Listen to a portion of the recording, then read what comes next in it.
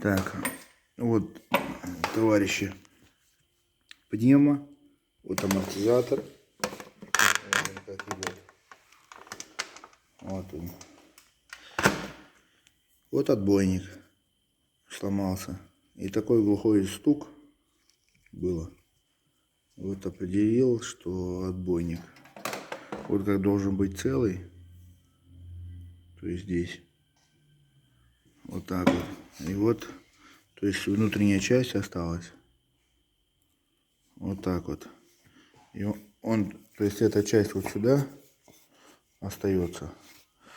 Вот. То есть вот так он, когда одет, то есть амортизатор стучал внутри.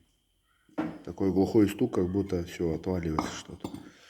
Из-за этого может раскрываться амортизатор сильнее, и шрус выходит из коробки и может заклинивать как бы сам внутренний шрус на коробке.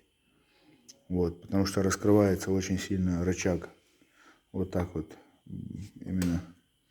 Так что имейте в виду, если глухой стук и все проверили, все рычаги, все шаровые, все в порядке, значит вот здесь надо искать.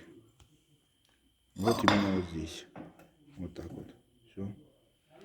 Пока всем.